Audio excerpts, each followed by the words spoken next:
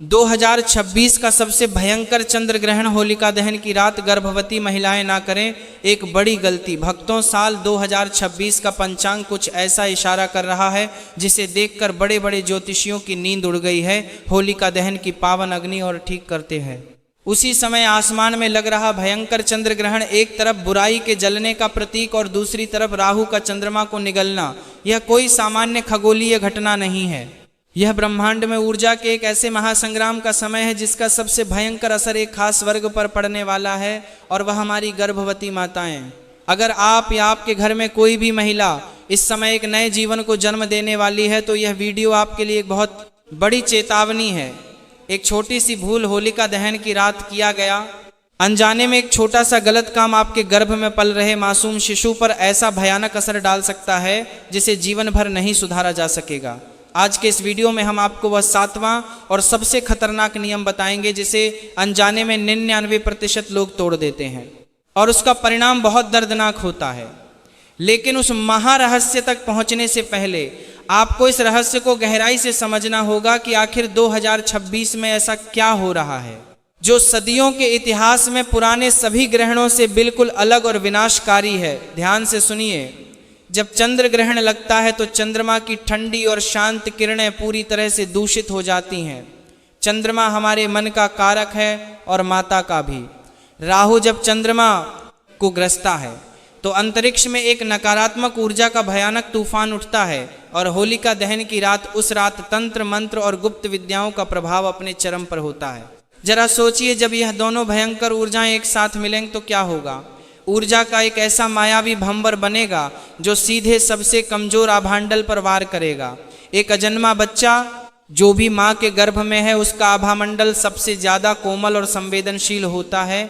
इसीलिए हमारे प्राचीन शास्त्रों में कुछ ऐसे कड़े नियम बनाए गए हैं और जिन्हें मानना ही पड़ता है, वरना प्रकृति अपना दंड जरूर देती है। इन नियमों का सीधा संबंध हमारे विज्ञान और ब्रह्मांडीय ऊर्जा से है। आज हम आपको जो बताने जा रहे हैं वह कोई अंधविश्वास बिल्कुल नहीं है, बल्कि हमारे महान ऋषियों का वह विज्ञान है जिसे आज का आधुनिक युग भी धीरे धीरे मान रहा है। सबसे पहला और सबसे महत्वपूर्ण नियम है, धातु का स्पर्श जब ग्रहण काल चल रहा हो और होलिका की अग्नि भी सुलग रही हो तो उस समय सुई, कैंची, चाकू या किसी भी धारदार लोहे की वस्तु को हाथ लगाना सख्त मना है। क्यों?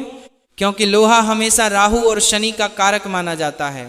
जब चंद्रमा पीड़ित होता है तब लोहे के माध्यम से नकारात्मक तरंगे बहुत तेजी से हमारे शरीर में प्रवेश करती हैं। आपने अक्सर अपने बुजुर्गों से सुना होगा कि ग्रहण के दौरान गर्भवती महिलाओं को फल या सब्जी काटने से रोका जाता है। इसका वैज्ञानिक कारण यही है कि धातु उन दूषित तरंगों को अपनी तरफ खींचती है जो गर्भनाल के जरिए सीधे आपके शिशु तक पहुंच सकती हैं। आपको यह बात थोड़ी अजीब लग सकती है, लेकिन जब आप होलिका की प्राचीन कथा गहराई से पढ़ेंगे तो पाएंगे कि हिरण्यकश्यप ने भी प्रहलाद को मारने के लिए जिन भी अस्त्रों का प्रयोग किया था वे सभी उस समय विफल हो गए थे जब प्रहलाद नारायण के गहरे ध्यान में थे। लेकिन ग्रहण के समय आपका ध्यान भटक सकता है और नकारात्मकता हावी हो सकती है, इसलिए किसी भी धारदार चीज को खुद से बहुत दूर रख दें। दूसरा कड़ा नियम जुड़ा है। आपकी नींद से अक्सर माताएं दिन भर के काम से थक जाती हैं और ग्रहण के समय आराम करने के लिए सो जाती हैं। लेकिन 2026 का यह महासंयोग ऐसा नहीं है जिसमें आप आराम से सो सके। जब राहु का काला साया चंद्रमा पर पड़ता है तब प्रकृति की हर जीवंत चीज एक अलग तरह की सुस्ती और मृत्यु समान स्थिति महसूस करती है। शरीर की कोशिकाएं शिथिल हो जाती हैं। ऐसे में अगर एक गर्भवती स्त्री सो जाती है तो उसके शरीर का प्राकृतिक रक्षा कवच बहुत कमजोर पड़ जाता है।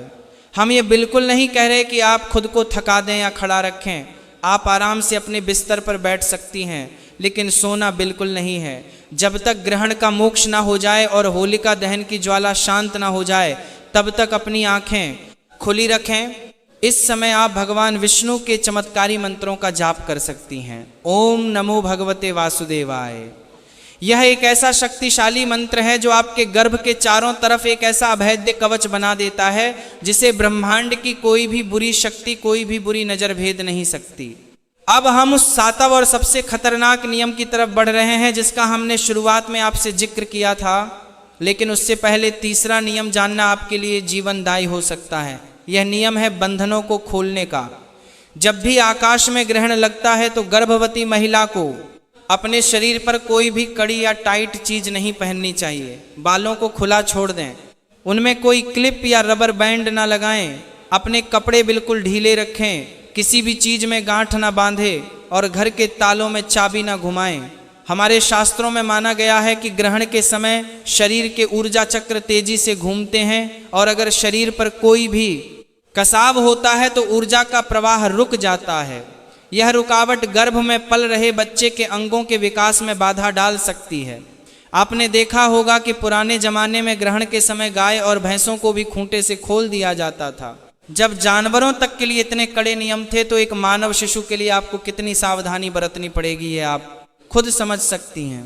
चौथा रहस्य भोजन और पानी से जुड़ा है। सूतक काल लगने के बाद से ही कुछ भी पकाना और खाना पूरी तरह से वर्जित माना गया है, लेकिन एक गर्भवती महिला के लिए इतने लंबे समय तक भूखा प्यासा रहना संभव नहीं है और यह शिशु के स्वास्थ्य के लिए भी बिल्कुल ठीक नहीं है। तो इसका सटीक उपाय क्या है? इसका रामबाण उपाय है पवित्र तुलसी दल ग्रहण और होलिका दहन शुरू होने से काफ़ी पहले ही पीने के पानी में, दूध में और जो भी सात्विक भोजन आप खाने वाली हैं उसमें तुलसी के पत्ते जरूर डाल दें। तुलसी में अद्भुत एंटी रेडिएशन गुण होते हैं।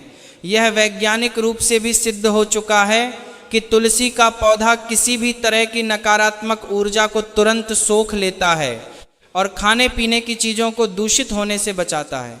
लेकिन यह ध्यान रहे कि भोजन पूरी तरह से सात्विक होना चाहिए।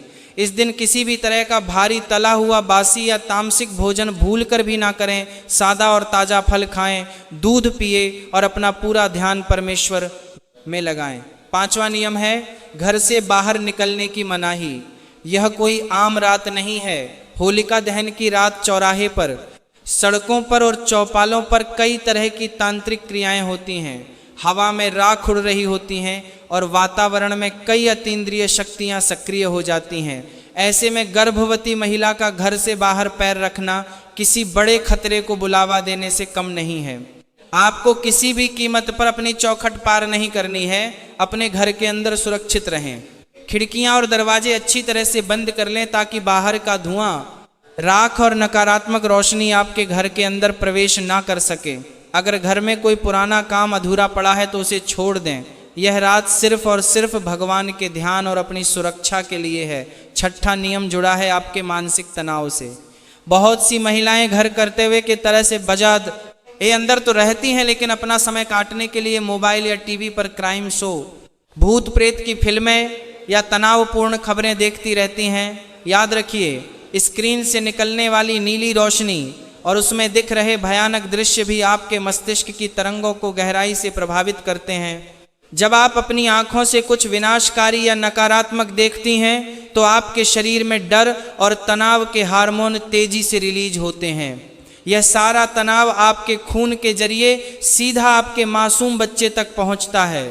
इसीलिए इस पूरे भयंकर समय के दौरान हर तरह के इलेक्ट्रॉनिक उपकरणों से मीलों दूर रहें। कोई अच्छी और धार्मिक पुस्तक पढ़ें, रामायण का पाठ करें, गीता का ज्ञान सुने या फिर कोई हल्का और शांत आध्यात्मिक संगीत सुने जो आपके मन को गहरी शांति दे। आपका मन अंदर से जितना शांत रहेगा, आपके बच्चे का मानसिक और शारीरिक विकास उतना ही बेहतरीन होगा।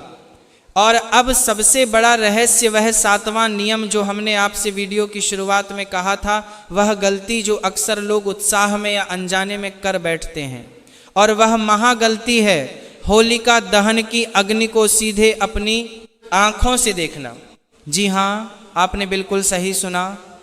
एक तरफ भयंकर ग्रहण का सूतक और दूसरी तरफ होलिका की दहकती हुई अग्नि। होलिका दहन की आग कोई सामान्य आग नहीं होती। उसमें पूरे साल की कई तरह की नकारात्मक शक्तियों, बुरी नज़रों और बीमारियों का दहन होता है। जब वह आग जलती है तो उसमें से निकलने वाला काला धुआं और उसकी लाल ऊर्जा बहुत तीव्र और प्रचंड होती है।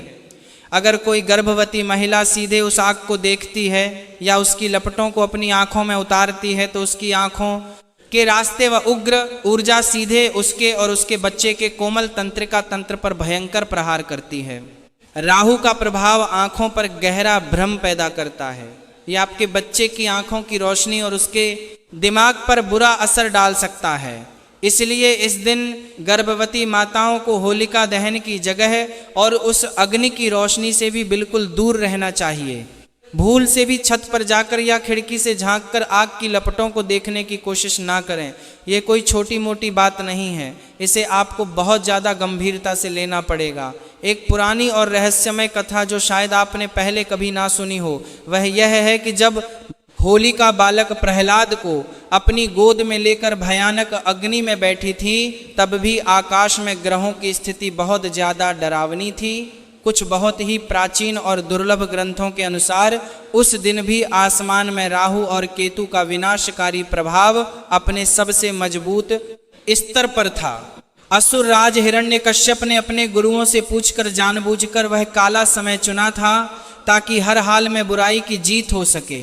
वह चाहता था कि ग्रहों की नकारात्मकता प्रहलाद की रक्षा करने वाली ऊर्जा को तोड़ दे, लेकिन प्रहलाद की अटूट भक्ति और नारायण के नाम ने सारे ग्रहों की चाल को मात दे दी।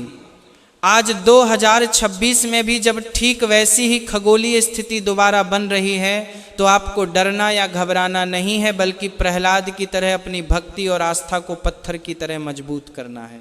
भगवान नरसिंह ने जैसे प्रहलाद की उस प्रलंकारी आग से रक्षा की थी, वैसे ही वे आपके जन्मे बच्चे की भी हर विपत्ति से रक्षा करेंगे।